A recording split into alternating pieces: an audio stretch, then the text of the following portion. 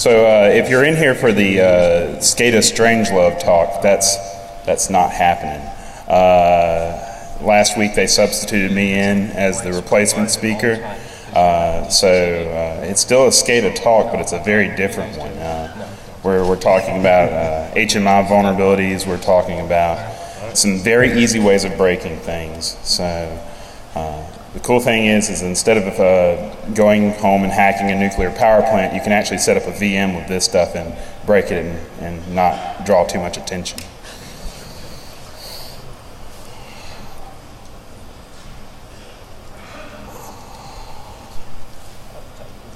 Yeah, I got it.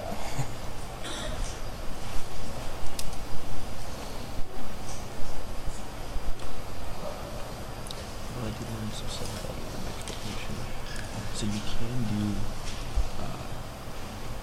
So if the panel members here would introduce themselves. We'll start at that end because you're paying attention. My name's Amanda. I graduated from Mississippi State undergrad and went to University of Maryland for grad. And Wes is a good guy. I'm a security consultant now. First time at DEFCON, having a good time. All right. Kendall, go for it. I'm Kendall Blaylock. I literally share an office with Wes. So 5 days a week I have to watch him, and it's not pleasant. Yeah. Does he have the DEFCON hacker smell? All right, Thomas. I'm Thomas, long-term student at Mississippi State, undergraduate, graduate, and going for the PhD now. Long-term student, I like that. Shane Fry, graduated in 2010. You break Screw stuff, around don't you? now. Yeah. All right. Okay, so it's about time for me to get started. So this talk is SCADA, HMI, and Microsoft Bob. What we're looking at here are modern vulnerabilities that are very reminiscent of things that we saw in the 90s. My name is Wesley McGrew. I'm a research associate. That's my title at Mississippi State University, but I wear a few hats there. And you see tons of different affiliations. Basically, they're all part of our computer security and computer forensics research that we do there. I also see some of my personal contact stuff there. My Twitter account's McGrew Security and my personal website, mcgrewsecurity.com. So if you're asking what is it that I do, who am I? My primary job is to train law enforcement on digital forensics. Law enforcement and wounded veterans coming back from Afghanistan and Iraq to give them the ability to get jobs in digital forensics. Primarily these people are not tracking hackers, so you don't have to worry about that too much. It's mostly a child pornography thing. Although we do mess around with hackers some, Ghost Exodus. So we also do some control system security research as part of the Critical Infrastructure Protection Center. With that, we have guys that look at the vulnerabilities in PLCs, the networking protocols, encryption being used on SCADA networks. My research in that area is on SCADA HMI, the user interfaces.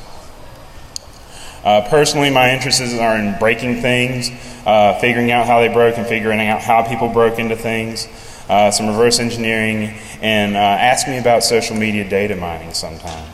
My personal contact information there, email address, all of that good stuff.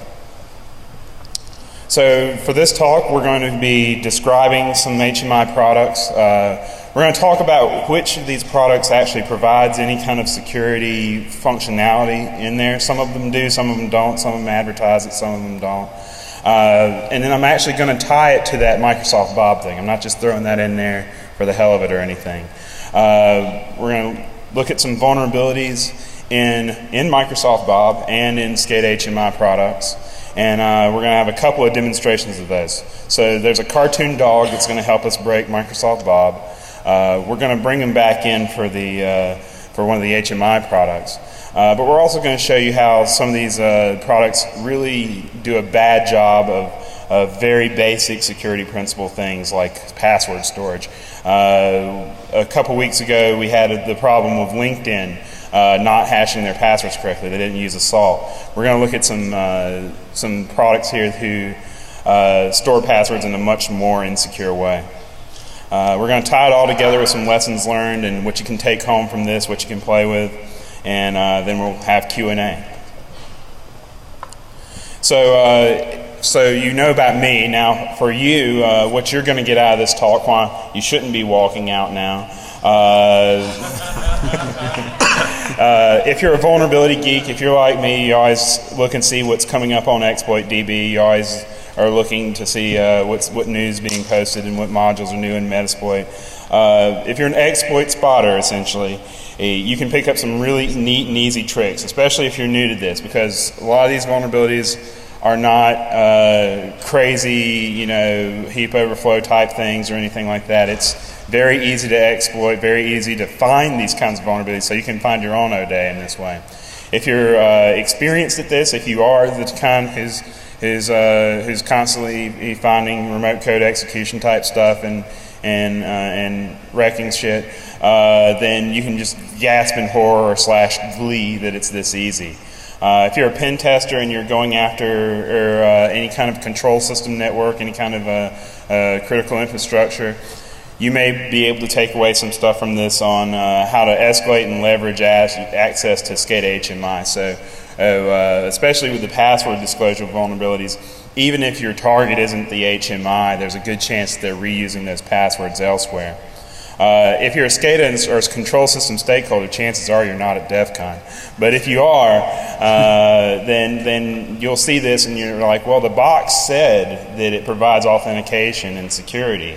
But after this, you'll realize that might not be the case, and you might want to start layering defenses around this. It's not necessarily the checklist of security features isn't necessarily what you should be going by. If you're an HMI developer, then you're going to be composing a nasty email to me, especially since this talk was a substitute talk. The O-Day is particularly fresh here. The vendors found out about this a couple weeks ago. So basically what you'll learn from this is how to develop secure HMI systems, or what not to do at the very least, and what sort of principles you might want to follow. So a lot of SCADA talks, a lot of control system talks, basically waste a whole lot of time on the alphabet soup of control systems. I'm not going to go too deep into this or anything. I'm going to assume that you have been to a SCADA talk before, because they've been pretty prevalent at conferences for the past few years. But the idea here is, the part that we're most interested in here is the HMI, the human-machine interface. So we have systems that have PLCs out in the field and everything that are doing stuff and communicating back and things like that. What we're concerned with is that control panel interface.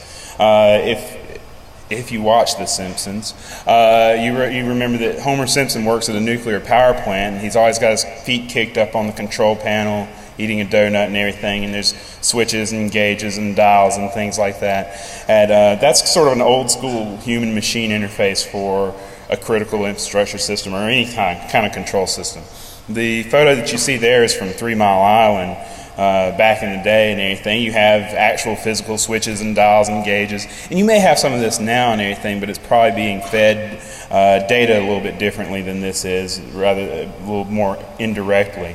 Now you're much more likely to see LCD panels, touch screens, workstations set up with graphical interfaces for the control systems that you're manipulating. The one at the bottom there is actually from a demo system that's a cookie factory. I like that one. That's definitely critical infrastructure. The interfaces for these, if you've been around for a while, that you probably realize these look very much like Visual Basic style interfaces. These look very much like programmer art, as you would call it, where the skills of a graphical artist have not been consulted. But the idea with this sort of interface is, and this sort of software really is that there's no cookie factory HMI product that you can buy, pop into your system, and it automatically start making cookies for you. There's no drop-in software for controlling a nuclear power plant. These things have to be kind of custom written per client, per stakeholder. So there are companies out there that are basically solutions providers that buy the HMI software, code up all of the interface, code up all of the background code that runs behind that, and deploys it out to the end users. An interesting aspect of that is that when you find a vulnerability in HMI software, the vendors don't necessarily know who their end users are. They know who their solutions providers that are buying the products are, but they don't know who the end users are. Because what you're doing is you're buying essentially an IDE that lets you develop these sorts of interfaces. Another cool thing about that is that if you want to play around with this sort of software, they are very generous. Most vendors are very generous about giving out demonstration versions that you can use. And those demonstration versions typically have very, very loose restrictions on them because they want you to learn how to use their software to develop solutions. They want you to get tied into that and then recommend that to clients. HMI is part of the attack surface for a control system. These sorts of systems, there's increased connectivity in control systems for billing and process improvement type purposes. There are HMI products for cell phones and tablets and things like that now. There's famously, I've seen an ad from a Control Systems magazine that shows an engineer sitting on a mountaintop of their laptop remotely accessing, whatever water treatment plant there is. It was supposed to be an advertisement that you can be on vacation and still manage all the critical stuff that you're responsible for, but in reality it's just terrifying. I put insider threats here because most of the stuff that I'm going to show you today, it's not remotely exploitable necessarily. Some of it in some situations could be, but what you're mainly looking at here is the insider threat. So if you look at the Stuxnet attacks and anything, Stuxnet moved around via USB, and so you could have insiders that are moving those USBs around intentionally or unintentionally, and basically hopping air gaps. These air gaps, oftentimes the air gap isn't really there, and even when it is there, it's not something that's insurmountable. So and then a lot of times the end user, the end client, doesn't even know basically that whether or not there is an air gap or not. They think there's an air gap, but as it turns out, well, you ask them, so what happens when the system breaks? Well, we call our solutions provider and they fix it. Well, do they come on site to fix it? No, they do it remotely. So if we look at HMI security features, some of these products don't advertise any sort of security feature. It's a control panel software. It runs locally, you use it locally, and it talks out to whatever devices it's going to talk out to, and that's it. And I don't really pick on those because it's not claiming to do anything. But there are a lot of these packages that claim some security functionality. Primarily, the security functionality that's advertised by these products is the identification and authentication of users. And there's usually some very good complex systems for having multiple layers of access, different access levels. Everybody from the Homer Simpson guy sitting at the power plant and anything at the control panels, all the way up to the engineers that can actually change code on things and modify the HMI. The idea behind this is to protect the integrity of the HMI project, the project being the entirety of the user interface and code around it, preventing modification of the HMI software itself, and locking in the users into a captive kiosk interface. On a previous vulnerability, I asked one of the developers, or I was talking to one of the developers about the security features that the product provided. And he told me that the security features that were there were originally put in place to keep the operators from playing Pong on the operator workstations.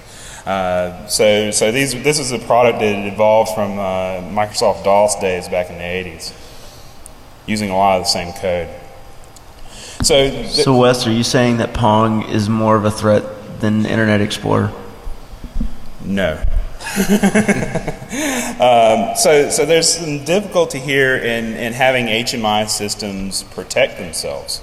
So if an HMI system is advertising it has some security functionality, then it has to protect itself in some way.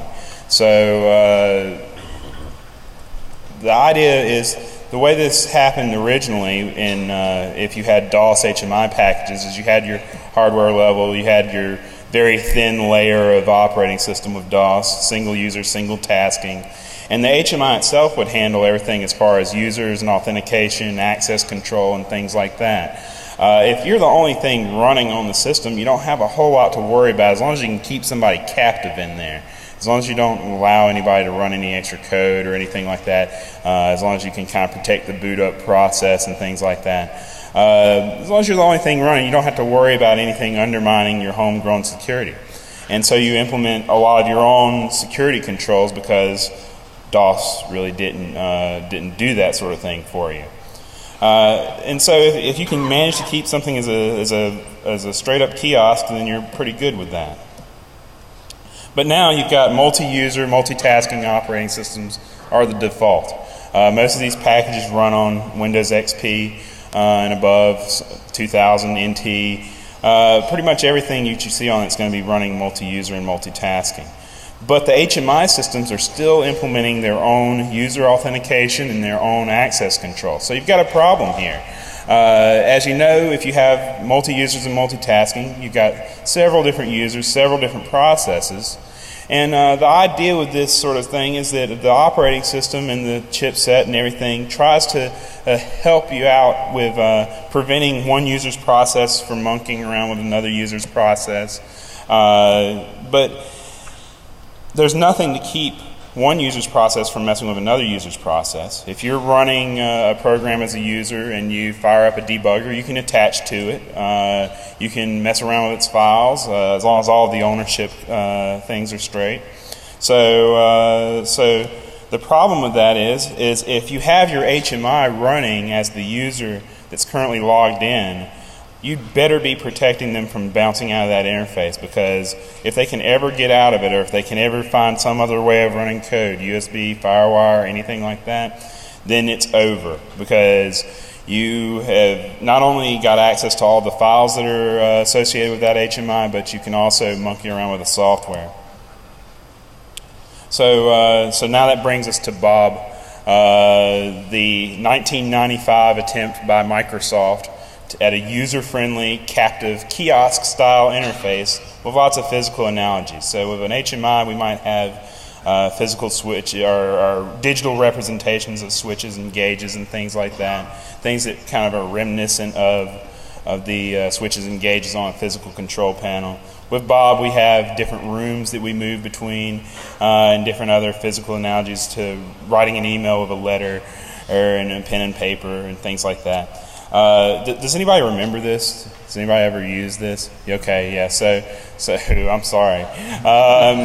You can track this software down. It's pretty funny, and it does run on modern operating systems.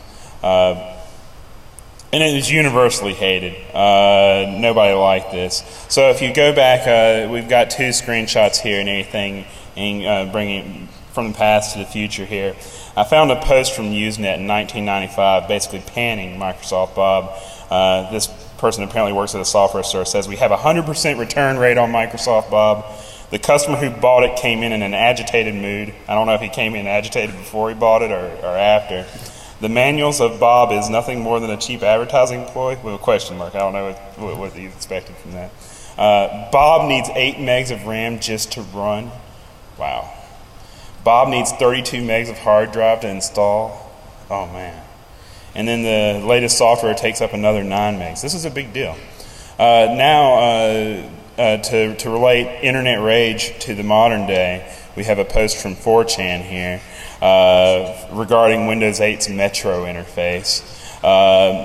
It's saying that it's like running Media Center and an iPhone at the same time, except it's on a computer, not streamed to the TV, and I can't call Siri something that I blanked out for amusement.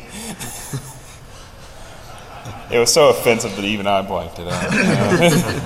Why does this OS think that it's a cell phone? And basically internet rage. So people hating on new interfaces, that's nothing new.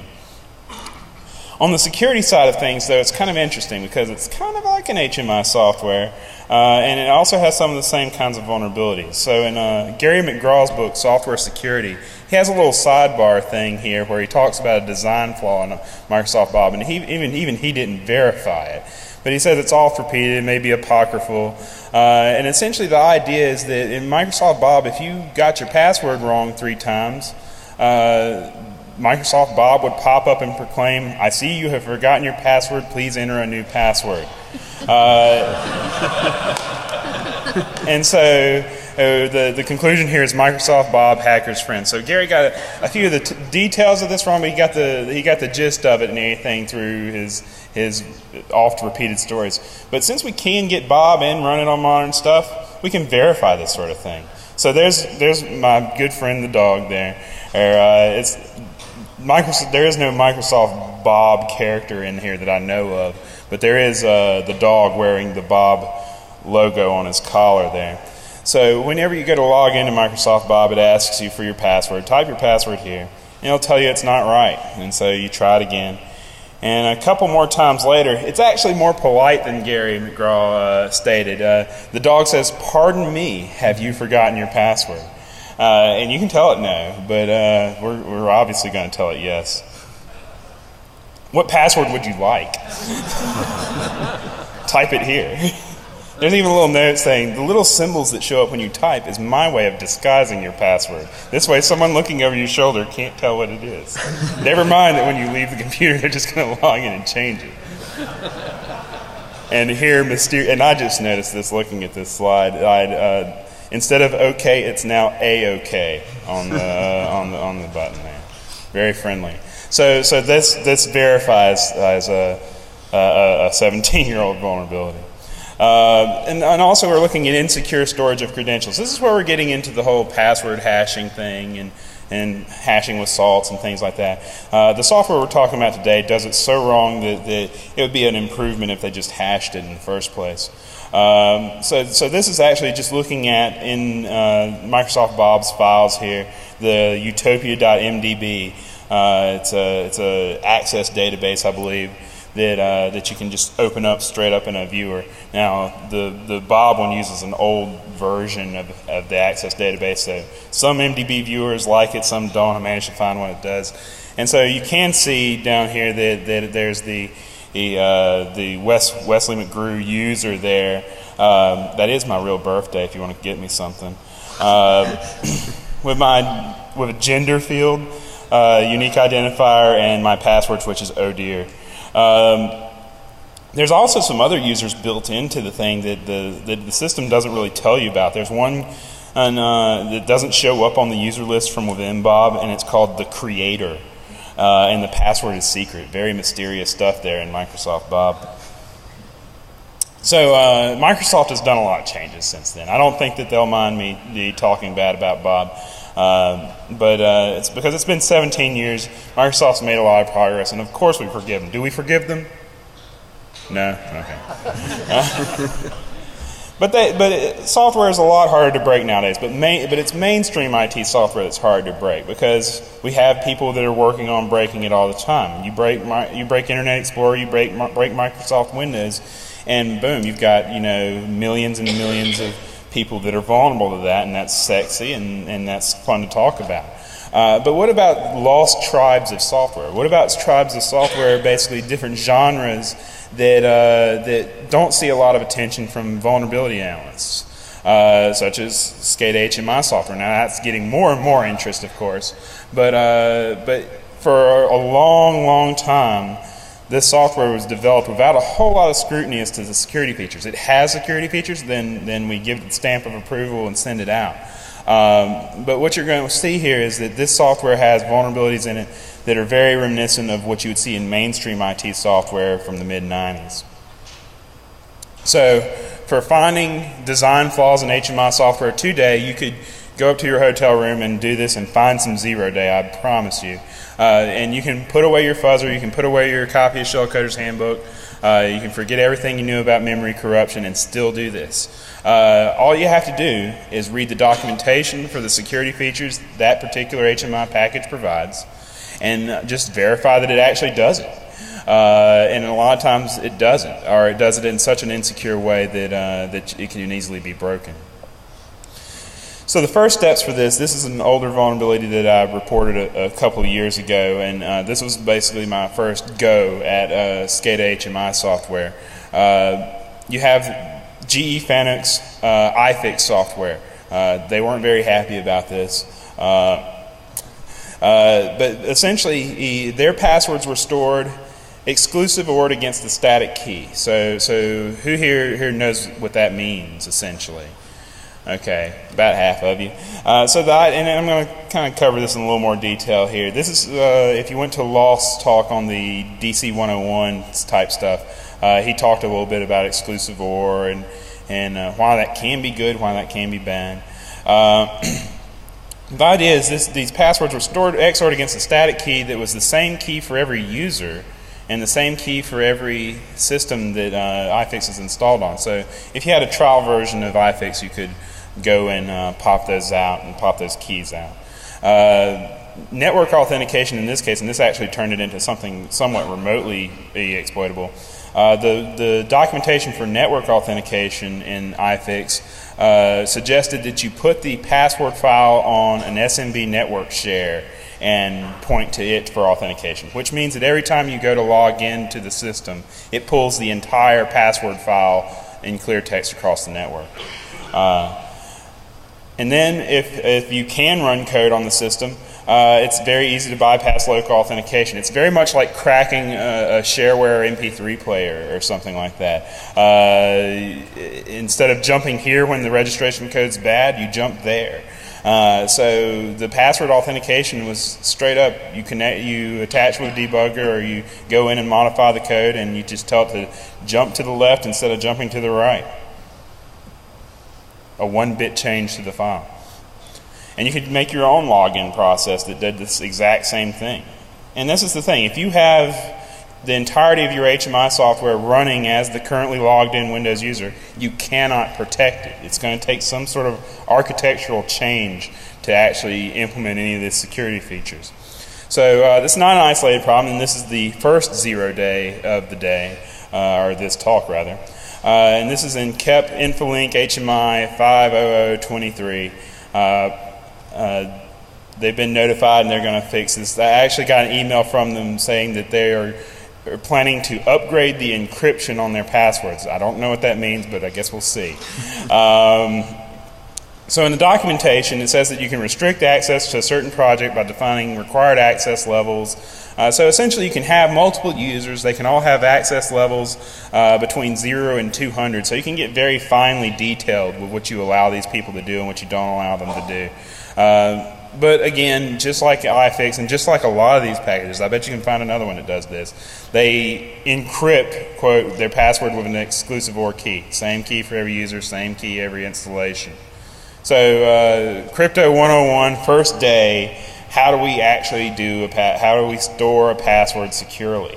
And it's not with what you would normally call encryption. You want to do it with hashing.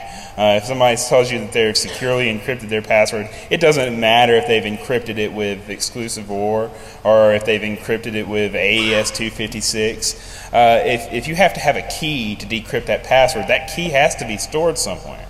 And if the architecture of your system is such that you can't protect those files and can't protect those keys, then you're really no better off than the exclusive OR, honestly.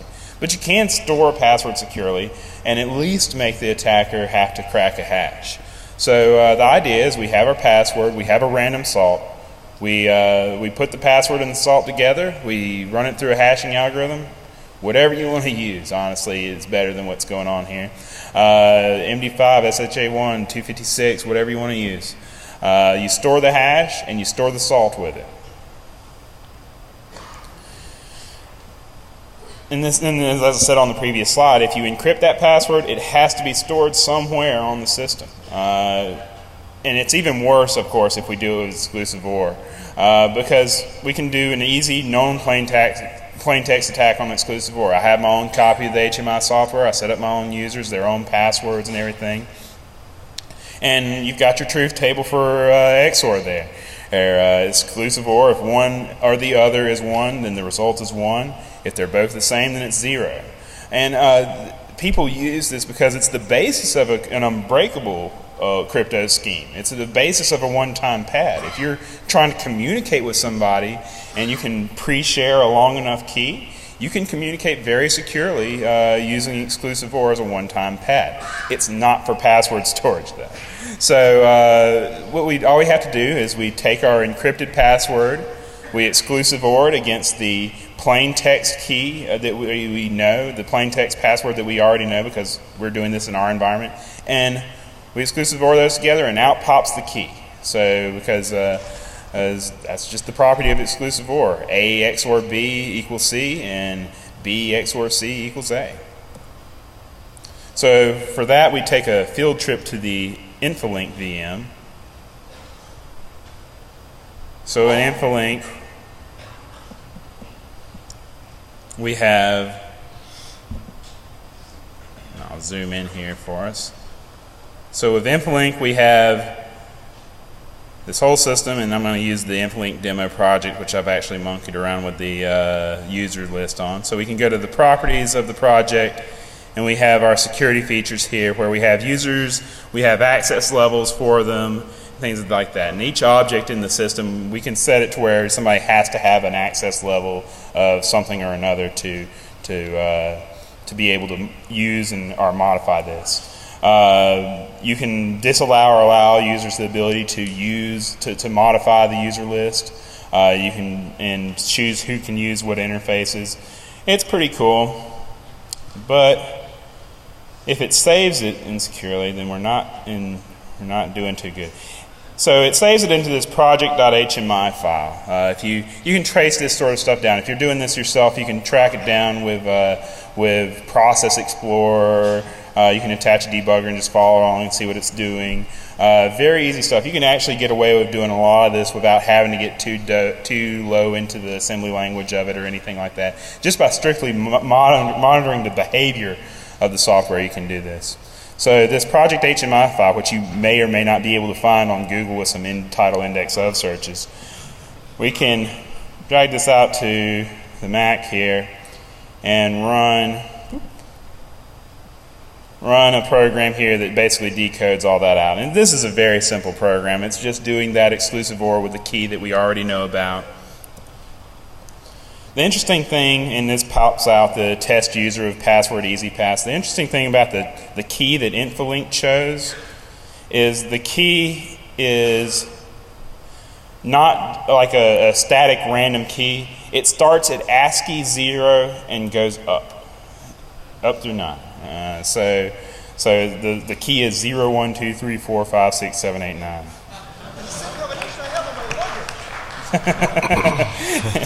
Yeah, and the funny thing is, yeah, exactly. If that was your password, then the encrypted key would be zeroed out. It'd be great. Need to try that. All right, so we've got another field trip to the VM in a little while.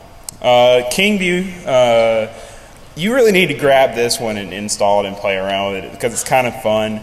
I haven't fully reversed engineered the file format for this one, but essentially the entire project file that stores the passwords, they just took FF in every position and just subtract the byte from it and save that. So you add FF back and you've got your plain text. So that's that. KingView is interesting. It's a Chinese HMI product, and their tip of the day when you go into the software is always very cool English. I love it. Very DD Tech. Let's see. Oh, no field trip yet. Okay, so here we go with something that's very Microsoft Bob here. This is Iconics Genesis 32. Go ahead and grab a demo version of this to play with while you can, because the vendor has stated that they are removing this feature from the software just altogether. It's so broken on this. So when you go to log into the security server for Iconics Genesis 32, you see your usual username and password, and what really struck me is this challenge here. So there's a thing called challenge, and I wanted to know what that was. So I go to the documentation. It actually helps to read the manual every once in a while.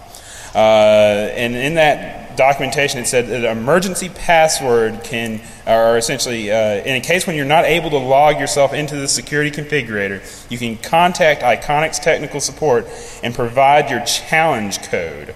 You will then receive an emergency password that you can type into the password field with no username in the user field. And it logs you in as the default administrator.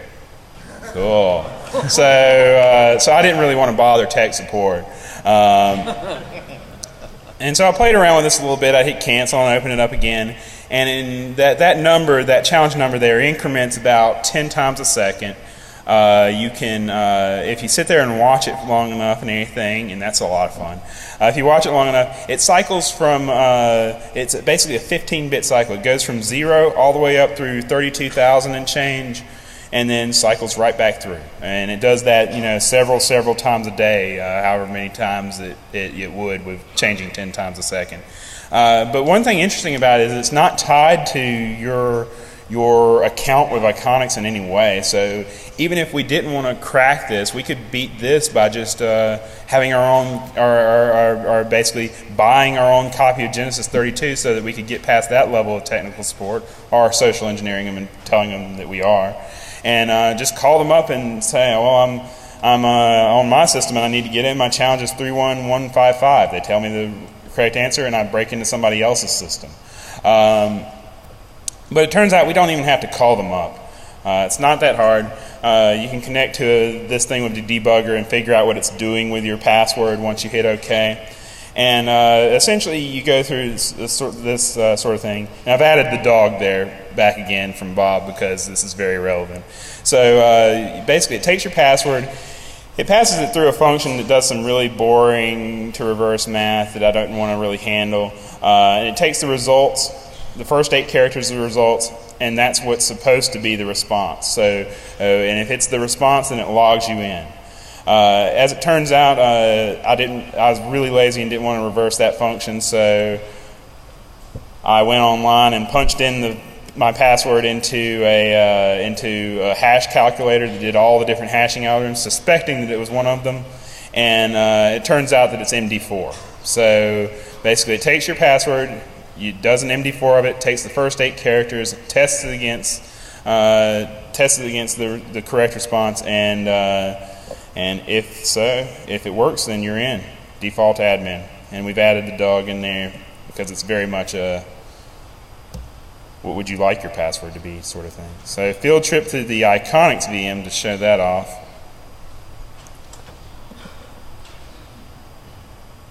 We have our security configurator here, and so we're at 21,000 and change on this, and we can, oops, couldn't log in.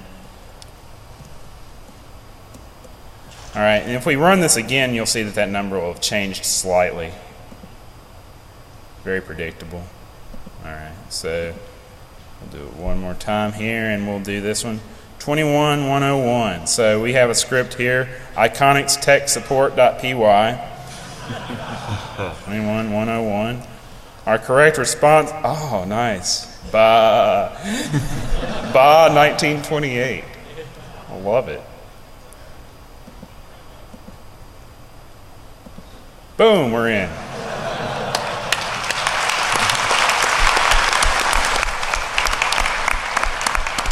Okay.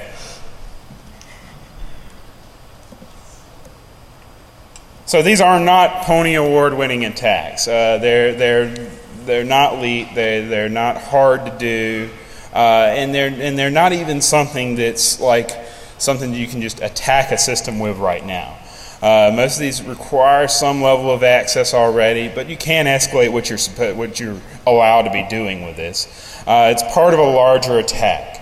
But the really helpful thing of this, if you're a pen tester and you're facing systems like this is a great place to gather credentials for other systems, because I guarantee you they're going to reuse those passwords somewhere else. The lesson learned for this for HMI development is that the architecture of your HMI must support your security goals. If you want to have this sort of authentication and you want to have this sort of protection against bad things between users, you're going to have to do it differently. You can't run it as one monolithic piece of software in one user.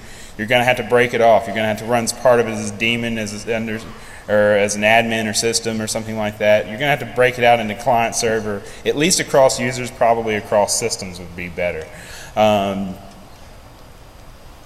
there are HMI packages that do that, but not these. The developers of this need to be educated on basic design principles. Salzer and Schroeder, that's your classic basic security design principles, things like complete mediation and things of that nature. Just your computer security 101 type stuff is what they need to be going for on that. And the last bullet point there is to find me more of these bugs. If you find one of these, let me know about it, because I'll drop it in my dissertation. So we have time. Actually, we have a good bit of time here. About 12 minutes for questions in here. When you're leaving the room, leave the room through the doors to my left, to your right. After the Q&A period here at 11:50, we'll go to the track 1 Q&A room. There, if you ask a nice question, I have challenge coins. A few of them left here that I've been handing out while I'm here. These are coins from our forensics training center. The Latin there is for acquire, authenticate, and analyze. Either that or whatever language guy we had do this is playing a prank on us. And it's computer scientists don't know Latin. That's what Google told us. That's what Google told us, yes. My Twitter account there and my email address. So I'm happy to take questions or take questions in the Q&A room. Thank you.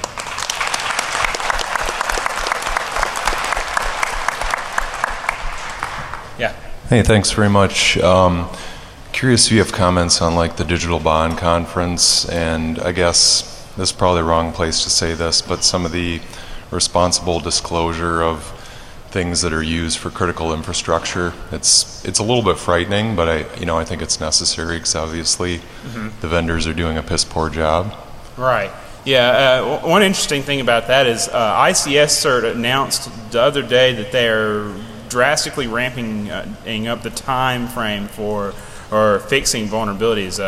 Then they said it was something like 40-something days that they would hold on to something before they disclose it, whether there's a patch or not. And it's good, because the thing about this stuff is the vendor can put out a patch for it, but how many of the end users, how many of the stakeholders are actually going to get that patch? Because it's got to go through the solutions providers and everything. It's far better to make the stakeholders aware of it so that they can layer defenses around it. Because the patching may not be as feasible as it would be in mainstream IT software. Anything else? Come on, somebody's got to have something for me. All right.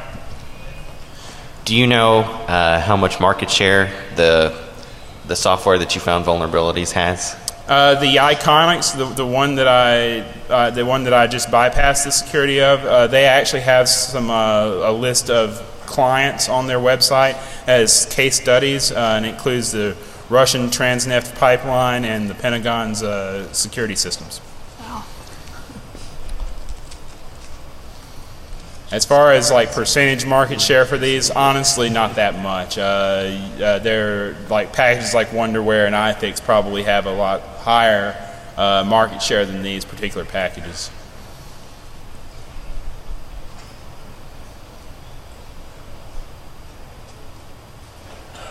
All right. Well, I appreciate y'all coming to the talk.